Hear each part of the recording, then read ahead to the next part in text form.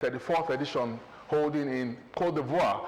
And we have one of the legends of Nigerian football, former national team captain, Afcon winner in 1980, Chief Segun Odegbami, joining us live from Cote d'Ivoire this morning. Good morning, Chief Odegbami. Good morning. Thank you so much. Abeokuta is fine. How is Abidjan? Yeah, it's fine too. It's fine too. Thank you so much. Thank you. Now, tell us, Chief Odegbami, first and foremost, what feeling does it bring to you, covering the Nations Cup? I know you've covered a whole lot of tournaments. People don't believe that you still cover events, but I know that you cover events. And you're covering this one. That's my job now. I'm like you. I'm an ordinary reporter. So we go to these events to bring the best of them to your screens everywhere you are. It's good to have you join us, especially here in Abeokuta. A lot of people that are watching you from here are really excited that you are talking to us from Cote d'Ivoire. Chief Odegbami, I know you have actually stood solidly for the development of the West African region through sports, football especially. Now, I know you drove. I heard you. You actually said you drove from Lagos to Ivory Coast. I mean, how was that easy for you? It was not easy, but I have to give thanks to our former governor, Senator Benga Daniel, who actually loaned me his vehicle. The vehicle I use is one of his vans that has been lying there for some time. And he loaned it to me to use to get to Ivory Coast. I wanted to cover the West African coast beyond football to see how the road is, the kind of security they have, the quality of facilities on the road, how long it takes, all of that. I needed to experience it and bring it to Nigerians. So that's why I decided to go by road. And it is 1,100 kilometers, but it took 3 days for us to get there because of the checkpoints and border controls and speed controls and all manner of things. And we didn't want to travel at night. So every day we traveled for between 7 and 8 hours, and the 21-hour trip lasted 3 days. So it was a great experience. Okay, now it means that you also an advocate of journalists or sports journalists, covering the Nations Cup, covering any sporting event in the West Africa coast by road. That's something. I also covered the Nations Cup by road twice, in 2002 in Mali and Ghana 2008. But that has become a dangerous journey now because of what we are experiencing generally, insecurity. But what do you think the West African coast is missing if journalists cannot travel by road between Nigeria, the Republic, Mali, Ghana, Cote d'Ivoire, and the rest of them? Well, I did not experience or sense any danger traveling on this road, particularly within Ghana, because for every 3 kilometers or so, there was a security checkpoint. I don't know how they did it. I don't know how they had the personnel to man all those roads, because every 3 kilometers or so, or even less, sometimes 2 kilometers, you will find a security checkpoint. We are checking. So that was reassuring to some of us, but that's in Ghana. Also in Ghana, they had speed bumps, the same distances, 2 kilometers, 3, so you couldn't speed. So you had to go at snail speed, not snail speed. You had to go at moderate speed and checkpoints all the way. And they told us that the roads were secure. That's what the security men told us. Of course, in Nigeria, we didn't have any problem with that at all. And in Togo, the same thing. There was no problem with anything. Nobody told us that anything was dangerous, except when we wanted to travel, at night from Accra to Sekondi Takoradi. One of the policemen told us that we should avoid traveling at night. But it's such a long journey that if we did not travel at night, we would never have gotten to Abidjan to be able to watch Nigeria's second match. So we took the risk, and traveled for like 3 hours to get to Cape Coast, and that's where we spent the night. You see, so generally, I don't think there's that kind of insecurity and fear of that in the West Coast as it is perceived or as people feel or think. I don't think so. That's not the feeling I got at all. Chief Odegbami, I know you are a big dreamer. You've always dreamt. I know you're still dreaming about West Africa hosting the World Cup. Now with your experience, the experience you had traveling from Lagos to Cote d'Ivoire, is it still a possibility? Is it something that West African leaders should embrace and come to a table and agree to do? Well, the truth is that I train, and that is what, we were expecting in West Africa, that we are just we should be just one big region where people can move in between those countries freely and easily. But that is not the case now. And I think that's the biggest challenge that we have, this proper integration process amongst brothers in West Africa. We are not getting it right. We spent 3 hours just to cross from Ghana to Cote d'Ivoire, 3 solid hours, doing nothing. We were just visiting. In fact, we are fans of Afcon. They should be welcoming people into the place. And we have ECOWAS working there. Why would you let us spend 3 hours?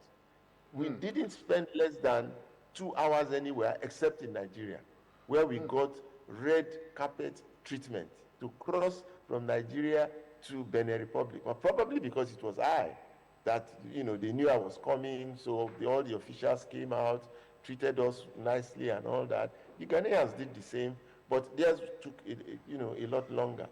But just to answer your question, it will take a great political will and contributions from all those countries, determination to actually make ECOWAS to work so that free movement will be there. We will have one currency. Our roads will just connect each other easily. Now it's only one single lane of traffic from Lagos to Abidjan. It's not dual carriageway. So it is dangerous. Every step of the way is dangerous because you are facing oncoming traffic. So to travel for over 1,000 kilometers with those dangers lurking every second and every inch, it's not easy at all. So it will take a lot of effort and political will for West Africa to be able to host the World Cup. But that's what we need. We need that kind of championship to make us do it. We haven't done it in 70 years, almost 70 years, since this thing started, when Obafemi Awolowo and the rest of them wanted roads and rail lines to be constructed from Dakar to Douala. That was their dream. They wanted a road from Cairo to Johannesburg. That was their dream, so that you could just travel easily amongst the countries, trade could flourish amongst the countries. You are the same black people, you could help one another, your youth could exchange, have exchanges, all manner of things. But it will take political will. Okay, it will take a political will for us to do that. Chief Odegbami, let's really go into the tournament proper. If you look at our topic, Afcon 2023 and new African football order. Now, one of the unknown quantities of football on the continent qualified for the next round, first qualified for the next round, and that's Cape Verde. We've seen Tanzania, Equatorial Guinea, play the draw with Nigeria, Namibia beat Tunisia, and all that. Now, did you envisage this, Chief Odegbami, 2 years ago or a year ago? No. But this has been a huge surprise for me, although it's a pleasant surprise, because it just confirms what many of you have been saying, that there are no football minnows anymore. I was not reading it like that, even when countries were proving to be difficult in attacking football in some of the matches. Like Mauritania and Angola played one match, and for 90 minutes you were sitting at the edge of your seats, and the goals were being missed on one end, scored on another, missed on. So that was a high level of football that we saw, and it has cut across in most of the games. For the minnows, Chief Odegbami, do you think that their exposure, because if you look at There are no minnows anymore. okay, there are no minnows anymore. For the unknown, for the small nations, like Cape Verde, for instance, is it also their exposure to Europe? Because some of their players also play in Europe, unlike in your years. Yeah, I don't have the answer, but I know Cape Verde have been on the rise for some years. Anybody who's been observing their football will know that they just didn't accidentally come into this. They have been playing well for a couple of years. I don't know what they are doing right, but definitely some of their players are now in Europe, and that is helping. But the facilities being used, see the fields where the games have been played in Cote d'Ivoire. We've never had that before, except in South Africa or maybe Morocco and a few of the fields in Tunisia. But Ivory Coast has been outstanding in the quality of football grounds. It allows for people to play well. And I think that has helped all the teams. It has created a level playing field for all the players. If you can't play football on these pitches, then you can't play football anywhere. And now, how does the Super Eagles in our first game, we withdrew against Equatorial Guinea, and you consider that as a loss. I also consider it a loss because we should have beaten Equatorial Guinea. I don't know if you also expected that the Eagles will be able to beat Ivory Coast. But again, it happened. We beat Ivory Coast. We're playing Guinea-Bissau today, and that match is almost academic because a draw in that game will just take us to the next round. But let's look beyond that. I know that you've shown some dire optimism around the Super Eagles. You're saying this team will win the Nations Cup. I don't know. Are you still? Do you still have that belief, that the Eagles will win the Nations Cup this year? No, you want me to eat humble pie, Abi? You want me to fail in my prediction that this man cannot be prophetic. I'm not prophetic at all. It's not that I saw anything. It's not that I think that we have the best team or something. It was just instinctive. It was just something that I saw that we have good players. Genuinely, we have very good individual players. It's just that we've not had time for them to play together and gel into a team. And I thought that this championship, if we are lucky, will give us an opportunity from match to match to become better and better. And by the time we are getting to the end of it, we'll be unstoppable. That has been my feeling with the quality of players that we have.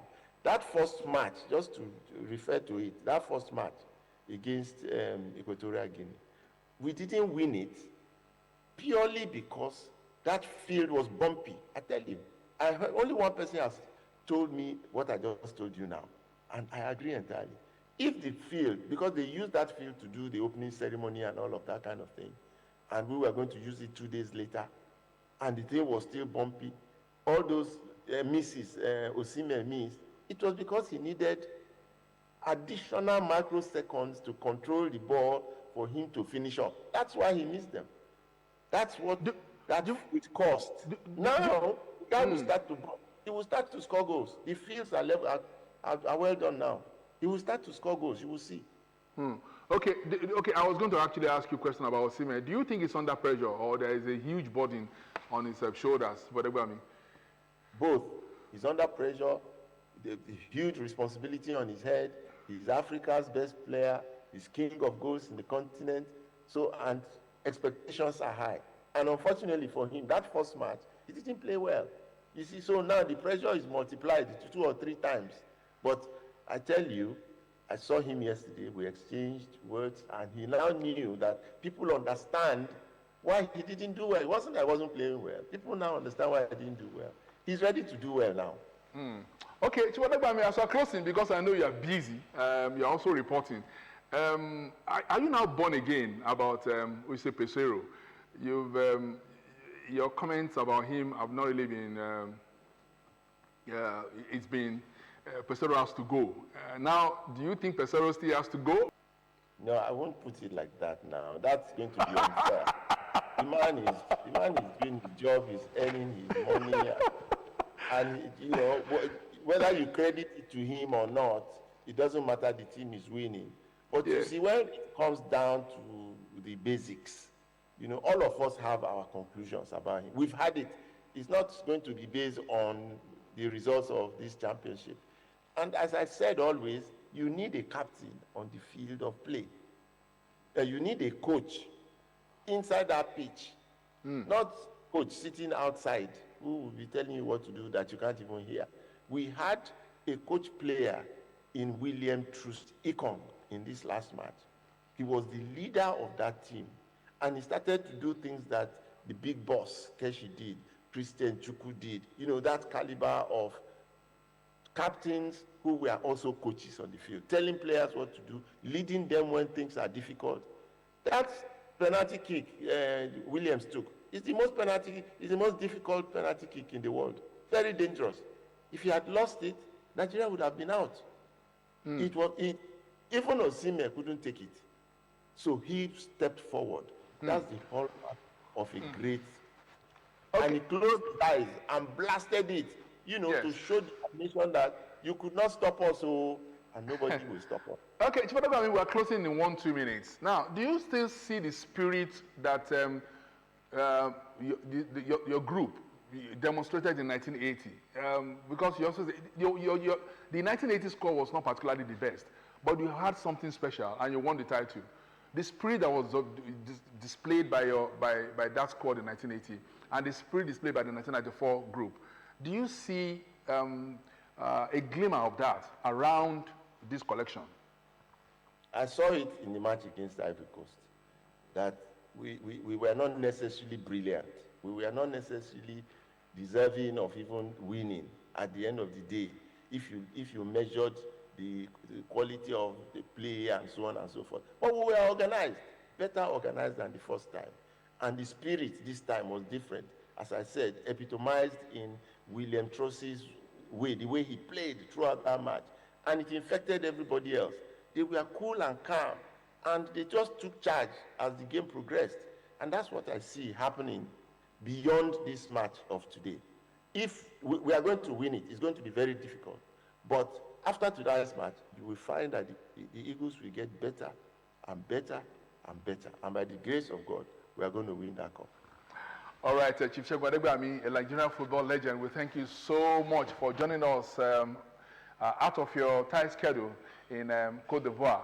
I will hope to, see more of you or hear more from you as the tournament progresses. Certainly, if the Eagles get to the final, you are going to stay more in Côte d'Ivoire. Thank you so much, Odegbami. All right, then.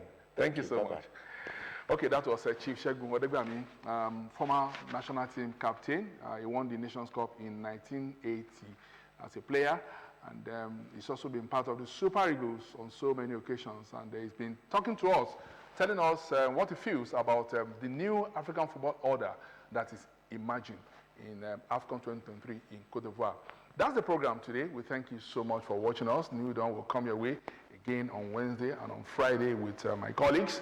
But for me and for my colleague and I, Simiat Abaru, we'll be here again next Monday, God willing. Thanks so much for watching us. Bye for now.